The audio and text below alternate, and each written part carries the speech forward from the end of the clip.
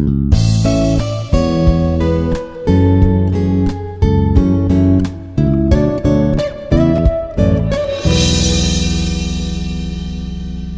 everyone, this is Dr. K. Jagannayaki, Professor in MBA Department, Institute of Aeronautical Engineering, Hyderabad.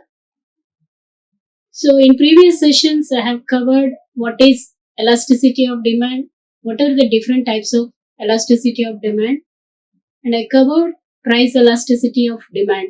Today I would like to discuss with you about income, advertising, and cross elasticity of demand. After going through this topic, the learner will be able to understand the meaning and definition of different types of elasticity of demand, income elasticity, advertising elasticity of demand, and what is cross elasticity of demand.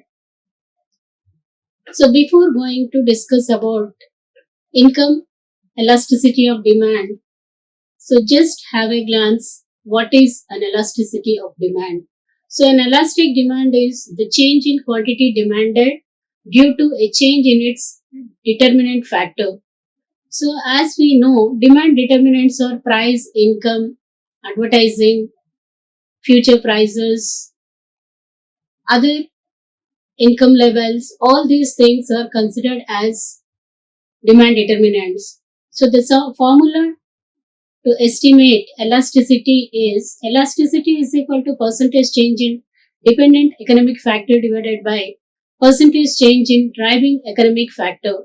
So under driving economic factor, one may take price, income, advertisement or cross elasticity, whatever it may be.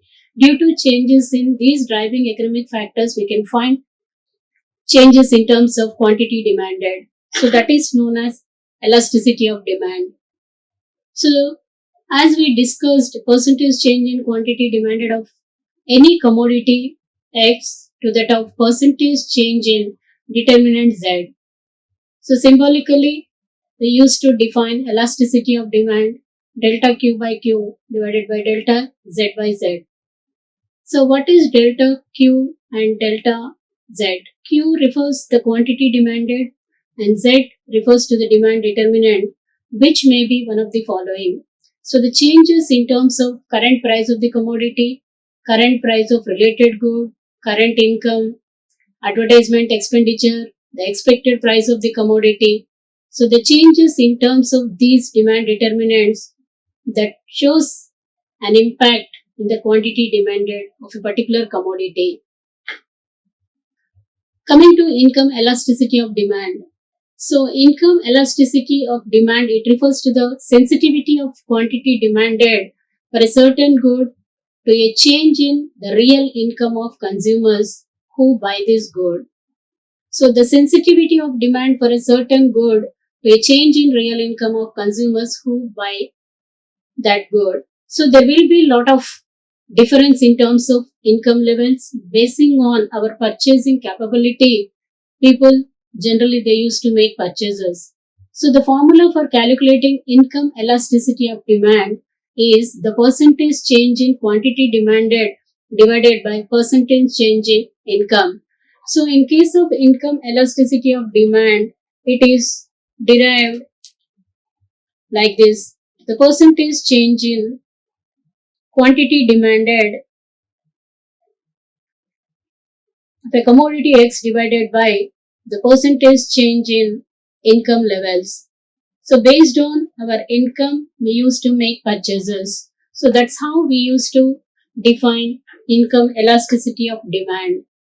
So income elasticity of demand measures the responsiveness of demand for a particular good to changes in consumer income. So the higher the income elasticity of demand for a particular good, the more demand for the good is tied to fluctuations in the consumer's income. So based on our income only, we used to think about the purchases of various commodities or services. So businesses typically evaluate the income elasticity of demand for their products to help predict and impact of a business cycle on product sales. If you see these income variations because of the income elasticity, if the income is less, then we used to have only little bit of purchases based on the income levels. As soon as it will increase, our purchasing decisions may also vary. So coming to this, there are two types of elasticity of demand. One is positive income elasticity, another one is negative income elasticity. So depending on the values of income elasticity of demand, goods can be broadly categorized as inferior and normal goods. So inferior goods are different, whereas the normal goods have a positive income elasticity, whereas inferior goods have a negative velocity. So coming to positive income elasticity of demand, they will have a positive income impact on elasticity of demand. It means that as income rises, more goods are demanded at each price level. So normal goods are whose income elasticity of demand is always varies between 0 and 1 are typically referred to as necessity goods. So few goods are essential to survive ourselves, whatever may be the price, either the price may increase or decrease. It doesn't have any impact on these normal goods. So which are products and services that consumers will buy regardless of changes in their income levels. For example, the necessity goods and services include tobacco products, haircuts, water, electricity. All these are essential goods. Every day we are going to use these goods. So you cannot avoid whatever may be the price changes. As income rises, the proportion of total consumer expenditures on necessity goods typically declines. So coming to inferior goods, they have negative income elasticity of demand. As consumers' income rises, they buy fewer inferior goods. For example, margarine, which is much cheaper than butter. Even comparatively, wheat and rice. Rice is inferior than wheat. So it depends on the people, objectives, and what they are giving their priorities based on their perception, the income levels they use to make different kinds of purchases. So furthermore, when you are talking about luxury goods are a type of normal good associated with income elasticities of demand greater than 1. So as soon as our income level increases, so generally we think about luxurious goods rather than spending more amount on normal goods. So consumer will buy proportionately more of a particular good compared to a percentage change in their income. So consumer discretionary products such as premium cars, boats, and jewelry represent luxurious products and that tend to be very sensitive to changes in consumer income. So when a business cycle turns downward, demand for consumer discretionary goods tends to drop as workers become unemployed. So in case of a regular income, if you are seeking in the future, there may be chance of rising your income. So basing on that, we used to plan about the purchasing of various goods and services in the coming future. Now coming to the formula of income elasticity of demand is D1 minus D naught by D1 plus D naught divided by I1 minus I naught by I1 plus I naught. So the percentage change in income, real income, I naught and I1 they denotes initial real income and I1 final real income, whereas D naught and D1 they indicates initial quantity demanded, final quantity demanded. So basing on that, we used to measure the income elasticity of demand. Let us consider one example, a local car dealership that gathers data on changes in demand and consumer income for its cars for a particular year. When the average real income of its consumers falls from $50,000 to $40,000, the demand for its cars plummets from 10,000 to 5,000 units sold, all other things unchanged. So the income elasticity of demand is calculated by taking a negative 50% change in demand and dividing it by a 20% change in real income. So how we used to get this means the income elasticity of demand, it is the change in terms of quantity demanded. So initially when the consumer's income 50,000 he is going to buy 10,000 cars plummets, and when his income levels, this is new quantity demanded, as his income fall down from 50,000 to 40,000. So there is almost a 50% change, and divided by its 20% change in real income. So this produces an elasticity of 2.5, which indicates local customers are particularly sensitive to changes in their income when it comes to buying cars. So based on the percentage rise or fall in terms of their income levels, they used to place orders to the cars. Then coming to types of income elasticity of demand, like price elasticity of demand, even income elasticity of demand also have 5 types of demands: high, unitary, low, zero, and negative. High income elasticity of demand means the rise in income comes with bigger increase in the quantity demanded. And unitary is that the rise in income is proportionate to the increase in the quantity demanded. And low income elasticity of demand means a jump in incomes is less than the proportionate to the increase in quantity demanded. And zero means it doesn't make any changes. The quantity bought or demanded is the same even if income changes. And negative demand is that an increase in income comes with a decrease in quantity demanded. Just now we have seen the example of cars. So it comes under negative income elasticity of demand. And zero means whatever may be your income levels, there are certain things we cannot change the quantity demanded, like essential goods, necessity goods, like rice and other grocery items, you may not change as your income level increase or decrease. So that type of impact is known as zero income elasticity of demand. So what does an income elasticity of demand of 1.50 mean? So since the value is positive, the good is elastic. It implies that for every 1% increase in income, people will demand an increase of 1.5% in number of goods. Thus, if the average income is $1 lakh, and at the level of income people desire 70 meal out a year, they would be demand 71 meals a year if income rose to $101,000. So 1.5% of 70 is 1.05 meals more. The next type of elasticity of demand is known as advertising elasticity of demand. In short, we used to name as AED. It is a measure of effectiveness of increasing expenditure of advertising in increasing demand of a product. So AED is always positive, meaning that demand always increases with the increase in advertising expenditure.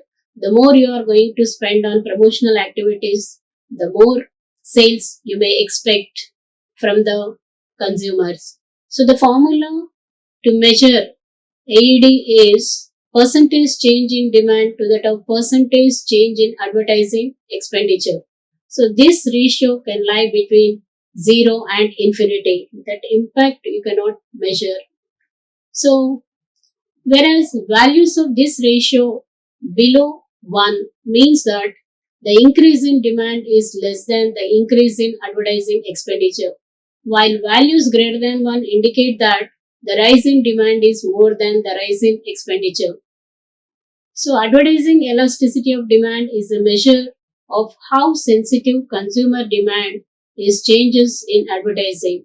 So it measures the effect of an increase or decrease in the amount of advertising expenditure on consumer demand for a given product or service. So based on the effectiveness of an advertisement, we may see that there may be an increase or decrease in terms of a particular product or service. Coming to the categories of advertising elasticity of demand. So this advertising elasticity of demand can be divided into three distinct categories. The first one is price elasticity of demand, second quantity elasticity of demand, third advertising elasticity of demand. So it depends on three things, like one is on the price, another one is the volume of purchases, and third one is advertising. So price elasticity of demand measures how sensitive consumer demand is to changes in the price of a product or service. So if a product or service is price elastic, then an increase in the price of a product or service will cause a decrease in consumer demand. So that we have studied in price elasticity of demand. So if the price increases, quantity demanded decreases. If price decreases, the quantity demanded increases. Whereas coming to quantity elasticity of demand, it measures how sensitive consumer demand is to changes in the quantity of a product or service available. If a product or service is quantity elastic, then an increase in the quantity of the product or service available will cause an increase in consumer demand. So basing on the quantity also sometimes they used to demand more or less. And advertising elasticity of demand, it measures how sensitive consumer demand is to changes in the amount of advertising expenditure. If a product or service is advertising elastic, then an increase in the amount of advertising expenditure will cause an increase in consumer demand. So that is the reason in case of advertising elasticity, we'll have only positive advertising elasticity of demand. So what factors influence advertising elasticity of demand? The demand of a certain goods or service depends on, apart from expense on advertising, the following to name a few factors like income of the people of the region, the state of economy we used to consider. Expensive advertising may not yield very good result if the region has been recently hit by an economic crisis, where people have been laid off on a large scale and are struggling to make end meet, or in a region with generally low income. So we should analyze the market, who are your target group of people, basing on your target segmentation. If you create more awareness, if you are spending more expenditure on advertisement, as a result you may increase. But if the state of economy, whatever you are suggesting, if it is having some kind of crisis, so they, even though you will spend lot of money, but do not have any kind of positive impact on the income of the people. And price of the product is another one. No matter how much money is put in the advertising, if a similar product is in the market for a lower price, that may take away from the success of the advertising. So for any if you see, there are a lot of substitutes available in the market towards a particular commodity or service. If your competitors are going to provide the same product with same quality at lower prices, so naturally all the customers will turn to that product. So as a result, you may not say that your advertisement is effective than your competitors. And third one is quality or appeal of the ad. High expense does not always mean high quality in terms of audio, visual, or content.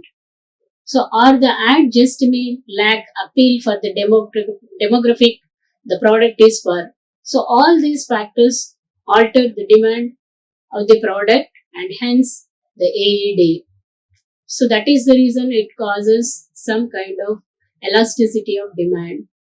So AED may not be the most accurate measure of effectiveness of increase in advertising expenditure. So completely we cannot say that if an increase in advertising leads to increase in the quantity demanded. There are other factors that influence the quantity demanded apart from the advertising expenditure. The next, when to use advertising elasticity of demand. So in general, we'll use or apply advertising elasticity of demand to determine the effectiveness of different types of advertising campaigns, to calculate the return on investment of an advertising campaign, and to identify the factors that are influencing consumer demand for a given product or service. So, like how we used to analyze the advertising elasticity of demand. Coming to the examples of advertising elasticity of demand. So, let us take example of pizza chain. If the pizza outlet spends money on promotion of an existing variant of pizza, then the demand of pizza can increase and stay at the level even after promotions are over.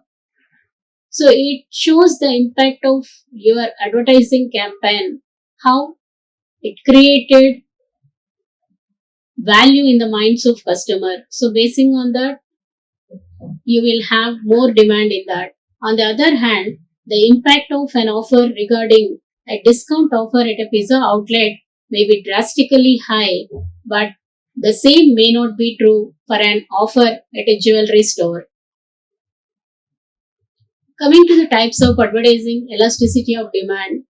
So basically, we are going to divide the advertising elasticity of demand into two types, short term and long term advertising elasticity of demand. So short term advertising elasticity of demand, this measures how sensitive consumer demand is to changes in the amount of advertising expenditures in the short term.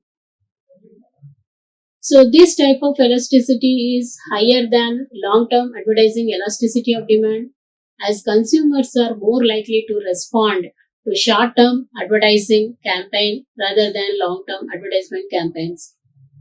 So long-term advertising elasticity of demand, it measures how sensitive consumer demand is to changes in the amount of advertising expenditures in the long term, and generally this type of elasticity is lower than short-term advertising elasticity of demand, as consumers are less likely to respond to long-term advertising campaigns. So most of the cases, short-term advertising elasticity of demand, it will have more positive impact than long-term advertising elasticity of demand.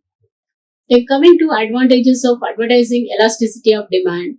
The first advantage is that providing a better understanding of the effectiveness of advertising campaigns, allowing for better decision making regarding the allocation of advertising budgets, and third one, improving the understanding of the relationship between advertising efforts and consumer demands. Whereas it has certain limitations as well. Advertising elasticity of demand has several limitations that should be taken into consideration when analyzing its effectiveness. So some of the limitations are, it does not take into account the quality or perceived value of a product or service. It does not take into account the overall marketing mix, including other promotional activities such as discounts, coupons, or giveaways that may not be covered under advertising campaign. So it does not take into account the impact of word of mouth or viral advertising. It does not take into account the impact of changing consumer preferences or taste. So these are some of the limitations. That is the reason few advertisements, they may not have that much effectiveness. The next one is cross elasticity of demand. Cross price elasticity measures how sensitive demand of a product is over a shift of corresponding product price. So if you see in the market, some goods can relate to one another. This may mean a product's price increase or decrease can positively or negatively affect the other product's demand. There are three categories of product relationships to examine. The first one, there are products that are closely related to one another. So these goods are known as substitute products, and these products compete for the same customers in the market. For example, tea and coffee, they are the substitutes. Second, there are products that are consumed together. The demand for one product directly affects the consumption of related products. So these products are known as complementary goods or complementary products. Petrol and diesel to automobile. automobiles. So the final group belongs to products that are entirely unrelated to one another. These products do not affect the consumption of one another. By having a clear understanding of the concepts behind the product relationships, business owners can strategically compete in their industry or stock their inventories accordingly.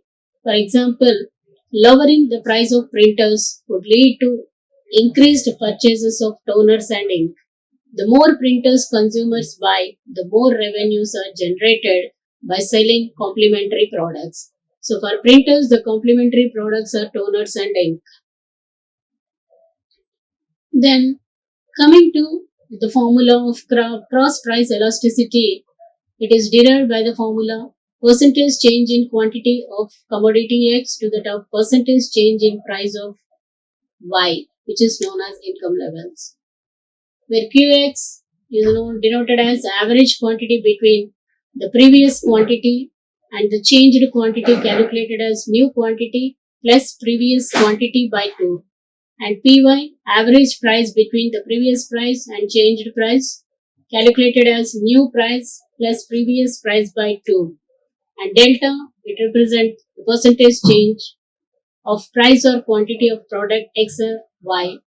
In cross price elasticity, unlike in income elasticity, the delta Qx and delta Py are calculated by finding the averages between the change in either price or quantity demanded. For substitute products, the cross price elasticity is an increase in the price of a substitute product increases the demand for the competing product. This is often because consumers always try to maximize utility. The less they spend on something, the higher the perceived satisfaction. Similarly, when the competing product price is reduced, the mirroring effect is depicted by an increase in demand for the substitute product. In either of these scenarios, the change in will either drive a negative or a positive cross price elasticity. For cross price elasticity, where there is an increase in the price of the competing products, there will be a positive quotient. Two competing airlines, let us take A and B, are a perfect example of substitute product. If airline A decides to increase their flight round trip ticket price by even a small margin, consumers will likely notice the difference. As a result, more people will opt for airline B because it is cheaper. Then, coming to categories of substitute products, the substitute products can be categorized as either close or weak. What do you mean by close substitute? A close substitute is realized when a minimal increase in price leads to a large demand increase in the substitute product. If you observe the graph shows this interpretation. If there is a change in terms of price among the close substitutes, there is a lot of variation in the quantity demanded. And weak substitutes are those a large increase in the price of product will lead to only a small change in quantity demanded for the product. Why? See the graph for the interpretation. The change in price is very high, but if you observe the change in quantity demanded is very less. And coming to cross price elasticity of complementary products, they will have opposite effect. If the price of one product increases, the demand for the complementary product decreases. To consumers, the increased joint cost will force them to buy less. An example of a complementary product is an e-book reader. If the price of an e-book reader drops, the consumption of e-books and audiobooks will increase because more consumers can afford the reader. And complementary products can either be close or weak complements. Close complements are those who will have a strong complement product a minimal price decrease leads to a large increase in demand for the complement product. The same exhibited in the graph. And whereas coming to weak complements, for a weak complementary product, a large price decrease leads to a small increase in demand for the complementing products. The graph shows this shift. Price change is high if price decreases from P1 to P2. If you see, there is a small increase in demand from Q1 to Q2. And cross price elasticity of unrelated products. So this is a third category. Unrelated products do not affect one another. This means that cross effect elasticity is zero, and the graph would be represented by a vertical line. We cannot make out any kind of changes in terms of the price as quantity demanded. Thank you. Like, share and subscribe. Hit the bell icon for more updates.